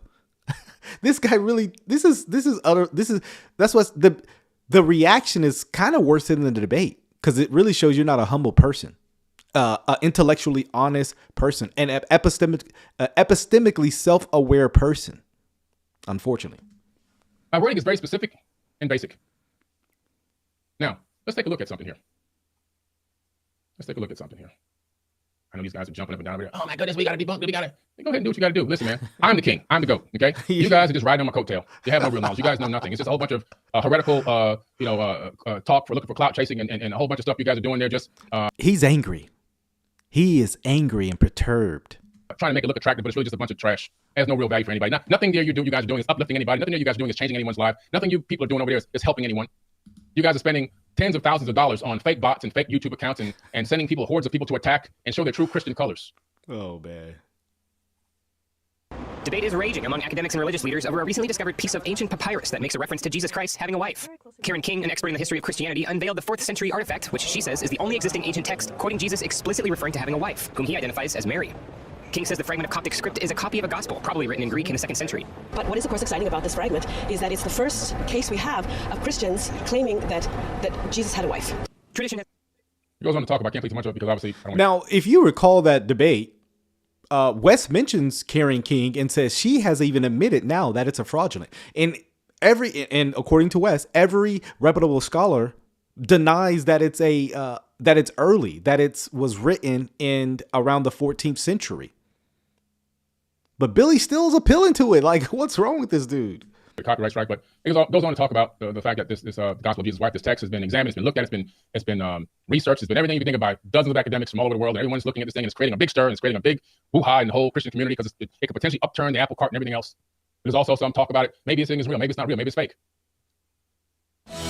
Well, it reads like something out of a Dan Brown thriller. A Harvard professor is contacted by an anonymous collector with a tantalizing artifact, a small scrap of papyrus covered with an ancient text making the first known reference to the wife of Jesus. The notion that Jesus might have been married sparked controversy in the Christian world. And I'm joined now by the Harvard scholar at the center of it. Karen King is a professor of early Christian history at the Harvard Divinity School. And welcome. Thank you. So we're very intrigued about this collector. That's something that you have kept very secret. Would that lend more credibility to this if you could say where this originated? Well, if we knew actually more about the find itself, who found it in Egypt, how, the history of it since the find, that would be of enormous use. When things are found by professional archaeologists, that gives us really great information. But I think that a lot of people who own these things and who trade in them are anonymous. And so for me, the issue about knowing his identity, I don't think makes any difference. What really matters is the kind of scientific testing that's been done and that kind of work. So this scrap is tiny. It goes on to talk about how much scientific testing has been done. She really believes, and she's gone on dozens of interviews about this, that this thing was real. Now, maybe it's not real. Does that even matter? The fact that in my podcast, about yes, it does matter, because that's the source you're appealing to. I actually blatantly say that it could be that Jesus was married, and he may have had a wife and even had children. Now, why would I still have that opinion after people, academics, come out and try to say that this thing isn't real? Well, let me talk about that for a minute. Let me pull back up my PowerPoint. Hold on a second. Yeah, why would you agree with every reputable scholar on this matter on something that's known? Yeah, let's see why. ChatGPT. Is it possible Karen King was explicitly pressured into stating that the gospel of Jesus' wife was I know. Oh, okay. No. So she was pressured into saying it's fraudulent. Notice his wording. Is it possible? Well, yeah, I mean, it is possible. So therefore, it probably happened. Oh my goodness, this is terrible. A forgery. It's possible to consider factors that may have influenced her acknowledgement of the fragment's questionable authenticity. Scholars, especially those in high-profile positions, can face significant academic, institutional, and public scrutiny, which might feel like pressure. And it could put pressure on them to some degree. So what they're saying is when people are doing these things, when people are coming up with discoveries that could upturn the apple cart, it actually puts a lot of pressure on the Christian community. Let me say this. The secular world would love to find stuff like this. They would love it. This would be great for them. It's not a matter of pressure that she faced. They would love this. That's why she originally came out with it, right? because they have this mainstream ideology that they don't want to bend or break because it's been in place for eons. And what kind of academic pressure can they put on you? Now, I'm going to go into some actual recent, or not recent, but well, fairly recent in my terms of understanding history and dates and times and geological timescales, evidence of... Remember, this is supposed to prove the debate was actually fake. Still, it's off. This happening before. And I'm not saying this thing is 100% real. What I'm telling you is I'm giving you a different perspective, which is what I always do. Academic pressure. The academic community largely dismissed the fragment after critical analysis revealed it was likely a modern forgery. Reputable scholars published detailed examinations and institutions emphasized rigorous standards, and this overwhelming consensus could have created a sense of academic obligation for King to align with the evidence. She was extremely gung-ho for a very long time and fought against saying it was fake. That's an absolute fact. She fought against it initially. After the story gained international attention, there was considerable media focus on King and her research. A lot of pressure. Sounds like defendant number one's text messages. The pressure he was under. Sounds familiar to you? He was being attacked. He told me he was under so much pressure he couldn't take it. Investigators report reputable scholars published detailed examination institutions, overwhelming, okay, so here it goes. The public scrutiny and media. After the story gained international attention, there was considerable media focus on her research. Investigative reports, such as Atlantic's expose, further cast doubt on the papyrus. So an outside source came and said, no, we can't. They got pressure, and they came with the external pressure and said, no, we can't let this go out. This can't be known as accurate. But notice he's reading in the motivation of these people. Now, because it didn't say that. Another outside source confirmed that it was fraudulent. But he said, well, see, they're all in on it together, putting pressure. You see, he does this a lot. He wants to read everybody's motivations when they just say, hey, no, it's fake, it's fraudulent. Oh, see, you're in on it too. This public spotlight might have added external pressure to respond transparently. Institutional and professional expectations. Harvard Divinity School and other academic institutions would naturally be cautious about potential reputational damage, and it's conceivable that indirect pressure arose from the need to maintain the integrity of these institutions. Sound familiar? NASA making up lies about different things that they do. Yeah, they tell the truth in some things, but a lot of things they tell are obfuscated or lied about. And other organizations within government and everywhere else, especially when you're talking about anything doing with government and religion. Those two things are filled with the most lies and obfuscation and oppression. Personal integrity. King's acknowledgement that the evidence presses in the direction of forgery could also stem from her commitment to scholarly rigor rather than external coercion. So I'm also saying, hey, maybe she wasn't coerced, or maybe she was. Yeah, but so if you're admitting that, it's irrelevant to say it. Yeah, maybe you're lying, maybe you're not. Okay, well, make an argument. Like, you can't present something on the basis of mere possibilities and then argue from that, and then when call on it, say, well, I was just arguing it's possible. That's not how scholarly work. That's not how critical thinking works. It's just nonsense. Now, another thing that came up was this. I wasn't talking. This is all the talking being done for me. So I caught this and I remember it because I haven't watched all these videos. I watched about 30 minutes of one of them and I realized how much editing was done, how heavily edited and dubbed that was. And I realized it was garbage. Let me show you what I mean by dubbed. This is a video of me. Let me see if this is it here. Let me find this. Where's this video at? This is a video of me speaking in Korean. 안녕하세요 여러분. 저는 빌리 카슨입니다. 포비든 노래계로도 알려져 있죠. 만약 여러분이 성장 가능성이 있는 회사에 투자하고 싶다면 저희를 꼭 살펴보셔야 해요. 기억하세요. 1라운드에서는 주가가 주당 1달러였어요. 왜냐하면 저희의 사전 평가액이 2천만 달러였거든요. 스타트업 치고 나쁘지 않죠. 우리는 정말 놀라운 성과를 냈고 몇 달 후에 저희의 사전 평가액이 3천만 달러로 올랐어요. I don't know how to get on the screen, but let me hide that. There you go. Anyway, so yeah, I was talking Korean. What does that even prove? What does that prove? How dare you? Now, some people have speculated that this is actually AI, you know, kind of dubbing his voice to make it sound like it's Korean. I don't know. I don't care. What's the point? I mean, A don't match point B. Like, there's no transition into the next flow. I mean, we're talking about the gospel of Barnabas being authentic or not. And this man say, yeah, see, I'm speaking Korean. It's like, sir, get off the drugs. See my mouth?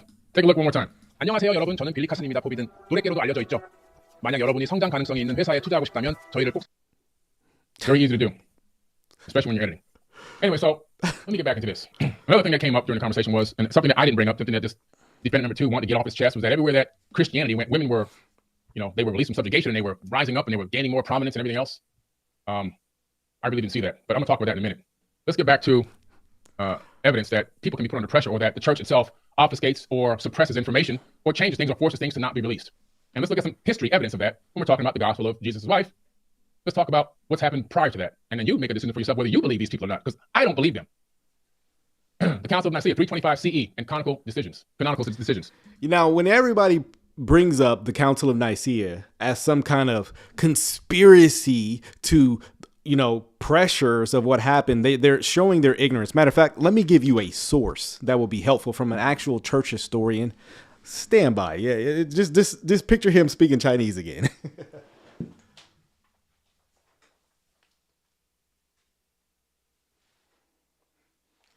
Actually, hold on. Here we go. It's over here. By the way, new All Things Theology merch. You want to cop that at store.kdubtrue.com. It'll look nice on you. Christmas is coming up. Go and get you one. Here's a good source that would be helpful in studying things like the Council of Nicaea, the age, let me see the dates this goes to. Yeah, it definitely covers that age because it covers the 1st to the 6th century. Now, one of the irony things is that people want to argue that, the Council of Nicaea, pick which books of the Bible will have. It did not happen. That was not the discussion at Nicaea, right? Yeah, I'm pulling. I got to pull out my books, man. I love church history. So when I hear people saying things that I know are false, and look, I actually read this stuff. Right? I go through. I mark it up, right? I mean, I'm writing all up in it. If it's a good book, I like want to refer back to it.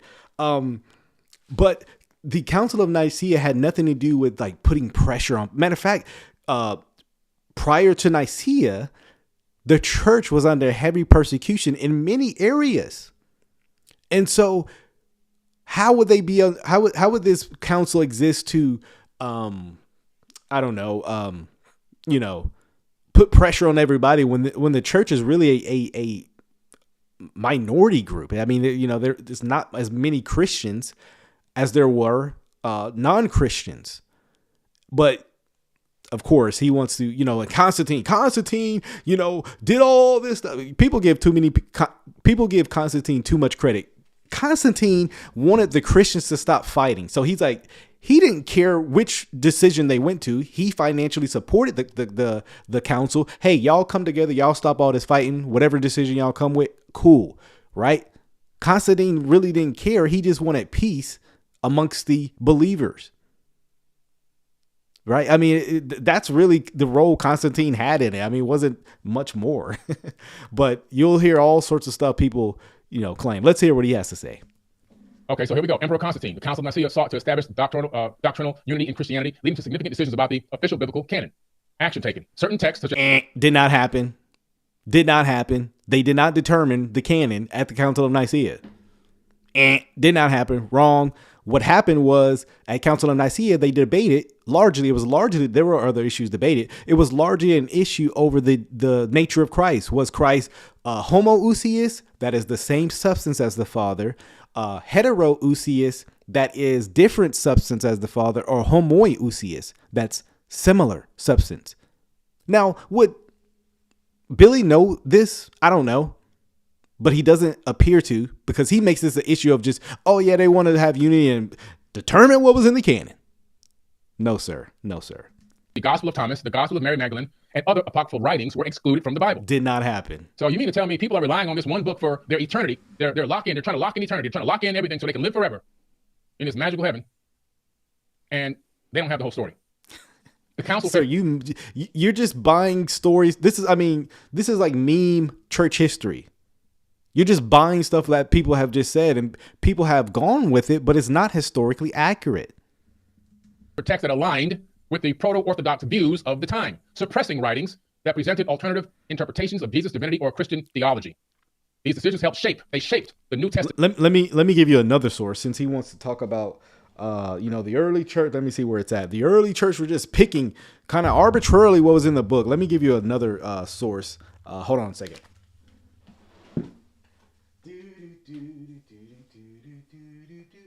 Where are you? Hold on, give me a minute. I will. Oh, here it is. I just have my books all over the place, right? Yeah. No, as Monkey Move says, there was already a canon circulating, but this will be a good book just to refute this nonsense here. It's called Canon Revisited by Michael Kruger. Excellent source. It's on. Tina just posted my Amazon cart. Go there, and this book is on there as well. This will be so good to grab.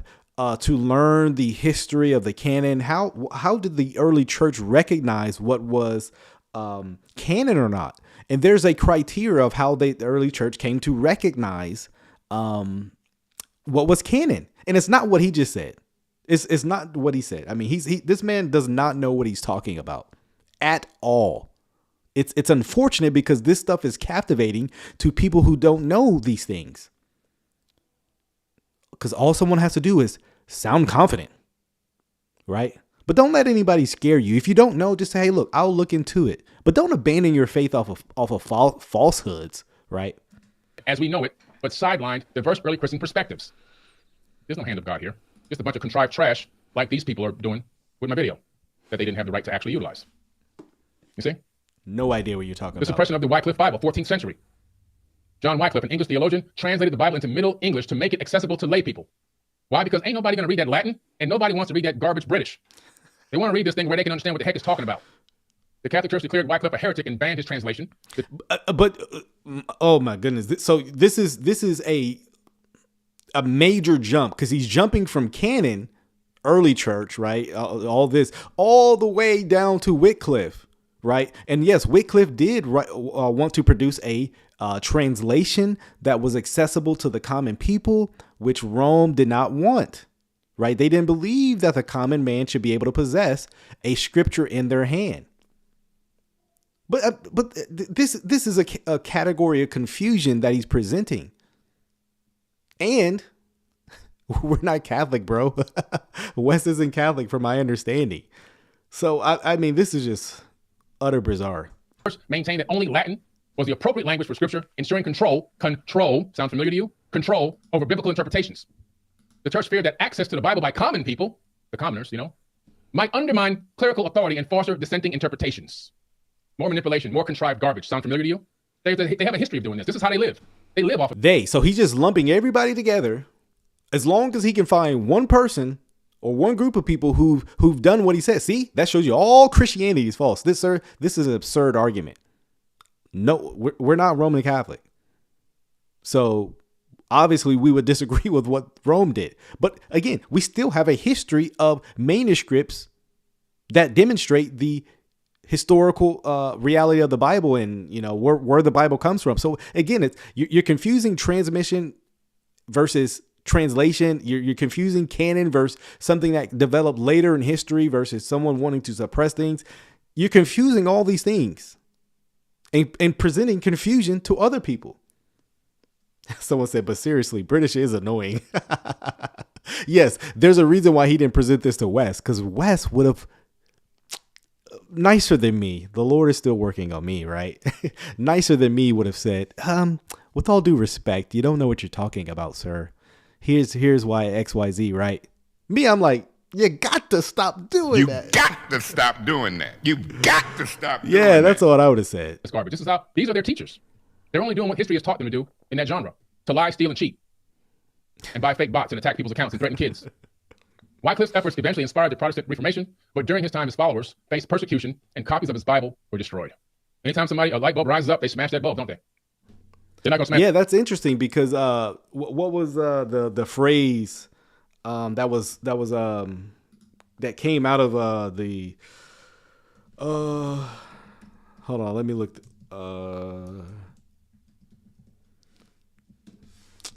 There's a certain phrase, post tenebris lux. Yeah, out of darkness comes light. And that was the kind of slogan of the Reformation that they said, it is a dark time. It's why it was called the Dark Ages, not just because of death, pestilence, and disease, but because spiritually it was in a dark place.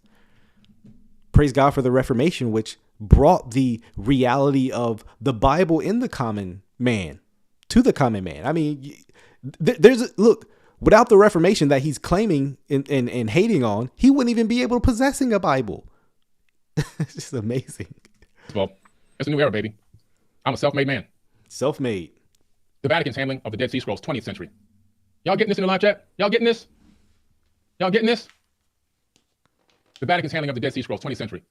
The Dead Sea Scrolls discovered between 1947 and 1956 include some of the oldest biblical manuscripts and other Jewish texts from the Second Temple period. For decades, access to the scrolls was restricted to a select group of scholars, many affiliated with the Catholic Church, and this secrecy fueled allegations of suppression or selective dissemination of information. Selective dissemination of information. Selective dissemination of information. Sounds like a hook in a song. How to Be an Evil Dark Person. That's the name of the song, and that's the hook. What a terrible song. Critics suggested that the Vatican might have limited access to avoid challenging traditional interpretations of biblical texts or revealing discrepancies between ancient manuscripts and modern Bibles. After decades of pressure, does that sound familiar to you? After decades of pressure, like the pressure defendant 1 was getting from defendant number 2 and defendant number... No, he's reading all this in. That is all this pressure into the coalition of the Bible. That's his reading of, right? Self-made man, though. 3. After decades of pressure, the scholars and public demand, the scrolls were fully released in the 1990s, revealing important information during debates about historical biblical accuracy. Y'all getting this? Y'all getting this? Y'all getting it? We got 12,200 people in the live chat. 12,200. These instances illustrate how institutional control, remember in the beginning of this video, I gave you the name of their institutions, they meaning defendant number 2's institutions that he's a part of. These instances illustrate how institutional control over biblical text has shaped religious and cultural narratives, often suppressing or altering content to align with dominant ideologies or maintain authority. See, they're mad at little old Billy Carson because Billy Carson has a voice, and Billy Carson ain't afraid to use it. And Billy... No. That voice had pneumonia, remember? Sir, we're not scared of your voice. Carson is snatching one person at a time from their deadly, evil, dark system. Actually, the opposite has happened. I've seen so many comments. I think Brother Rick Caldwell told me he's going to do a video of so many comments he's been kind of screenshotting of people saying the opposite. Look, it is so encouraging that people saw that debate and they said, I need to re-examine why I left. I need to re-examine my relationship with God. Billy, the church doesn't mind answering skeptics because that often helps the people that listen. This isn't nothing new. And let's be honest, Billy, your questions, your skepticisms has been answered for a long time thoroughly. You're not a self-made man. You're not doing anything new. You're just regurgitating some of the same falsehoods that have literally existed for thousands of years, unfortunately. If their words were so powerful, they wouldn't have to spend tens of thousands of dollars on robots. They wouldn't have to spend time. If your words were so powerful, you wouldn't delete videos and want stuff suppressed. Man, hold on, wait a second. He's the one wanting stuff suppressed. Huh? Could there be control at hand? You see, that's why I say from the beginning, this man has presented a projection fallacy. He's actually doing what he's complaining about. Calling people to investigate me. They wouldn't have to spend time asking questions. Where does he get his money? What does he do? Check out his companies. Let's check out this space agency. We're going to beg our followers for money so we can raise legal fees so we can try to sue him for something. We got to figure something out. Get some dirt on him. And we have money available that we've been stealing from our followers for bribes. Oh, I got all the information. You think you have a big organization. What you don't know is you don't have as big an organization as you think. You got a lot of followers, which is just sheep. But I have people everywhere on the planet. I touch a percentage of the planet every day. Me, one man. I touch a percentage of the planet. You guys haven't even come close to that. Man. Enjoy your little 100,000, 200,000, 600,000, whatever views you got. Enjoy it. I mean, take a little $20 check. I don't live off of YouTube money. It's peanuts. We give most of that back and help kids. We help children with that money. It's peanuts. You guys got to pay your light bill, your phone bill, and everything else from that money. All your expenses, and then try to get your technology right, then try to contrive any kind of way you can to take over somebody else's situation by getting on a coattail and clout chasing. It's the only way you can actually get any popularity because nobody really knew who the hell you were. And really, the majority of people still don't know who the hell you are. And when they keep seeing you make... And with that, you know what, Billy? You're right. No one knows who we are. And that's the aim. Our chief aim, Billy, is to not make our name famous. We want to make our Lord Jesus Christ famous. Yes, indeed. Christians have no desire ultimately to seek fame. We're not wanting all the glory. We're Psalm 115:1 around here. Not to us, but to his name be the glory. Yes, Billy, we know you want the glory. But you will stand before the glory of the Lord and give an account for trying to rob him of the glory he deserves. And Billy, you're actually experiencing the love from Christians. Now, I know you see it as hate and cult-like, but Christians are warning you. Christians are pleading with you. Billy, turn from your ways. Reject this ideology that just allows you just to accept nonsense. Pure made up fiction. Because Billy, your God is self. But God, my God, who actually exists, Yahweh, the creator of all heaven and earth, who reigns above the heavens, my God, who is crowned with many crowns. Don't let me best out of him, y'all. Y'all know I'll do it. You will stand before that God, Billy, and give an account. And God will destroy all false gods. He will break them as with iron. He will break them and shatter them into pieces. Yes, that God of heaven. The God of wrath, you know, you don't like. You view this as a mean God. Well, God doesn't really care if you think what he does, because he does that whatever he pleases. He's not concerned if you think he's the big meanie. You're still going to perish. Turn to him, Billy. Turn to him, those who follow his ideology, Billy's ideology, because it's nonsense. It allows you to literally accept nonsense. Let me step off my soapbox. Billy Carson videos every single day, which is starting to become very tiring. People are already laughing like these guys are a joke. They're making Billy Carson videos every day. You're literally blowing me up. You guys are literally blowing me up. Like literally making me, I've gained like, I don't know, you got blown up. Followers. You got blown up. Across different platforms. Then you send them to, they're going to my offering pages and leaving negative comments on my offering, my registered offering for my sales of my company. We just delete them. It's not even a big deal. We just delete them. We press the delete button. They use all that dark energy. They thought they were doing something special. Coming on the live chat, typing in there. A lot of the live chat comments are just robots. We taking care of those, you know. You have so much power and so much power of Christ in you, but you haven't shown me anything Christ-like. I haven't seen any Christ consciousness. I haven't seen any Christ power. I haven't seen any. Oh, you saw the power of God in that debate. Wes brought it to you and showed the validity of the Bible, the historicity and consistency of the scripture. Man, you had not one attack. You brought the kitchen sink. And that boy Wes, he refurbished that home. Divinity, nothing. So before I go to that one, I got a little bit more to go. I'm not done. I got a lot more to go. Taking my time tonight. How y'all doing? None of this has to do with the debate. You're still waiting for the facts, right? Live chat. Now, we got a lot of bots. Y'all don't know we got 5 people cleaning the bots out. Every time a bot posts, we got them cleaning them right away. So you don't see most of the bots in that live chat. We got 5 admins in there cleaning. 5 great human beings. Cleaning, deleting comments that disagree with him. Let's go with the light, with the real Christ consciousness, like I have behind me. That's Christ consciousness behind me, the face of God. Not a man in a white robe. Caesar Borgia, a brutal killing murderer, is the image that people are walking around with this Jesus image all these years. I mean, you know, you talk a lot of reformers. We don't believe in even having pictures of God, right? So, I mean, you can tell there's a type of Christianity that he's largely dealt with. It's maybe your just person who doesn't know anything about history, extremely charismatic, and you're just white picket fence and, don't know anything about real theology. That's kind of his dealing with much of Christians, it sounds like, unfortunately. A guy who was the son of a pope that killed his own brother. Craziness. I believe in God. And I've said that 100 billion times. I believe in God. I believe there's a God. I don't doubt that one bit because the quantum physics and the mathematics proves that God actually exists. I'm not an idiot. The evidence is all around us. The evidence is even encoded into my own hand. The distance between the digits in my finger, the distance between the last digit of the pinky to the bottom of the top of the wrist. That's all mathematics. It's all encoded. Pi, phi, it's all encoded. It's a fingerprint. The fingerprint of God is everywhere. It's everywhere. Not one time, there's dozens of videos. Not one time you have me hear me saying that I'm an atheist. I tell people I am God and God is me. They were all God. Everyone. Hold on a second. No. How dare you? You're not God, Billy. You're not God.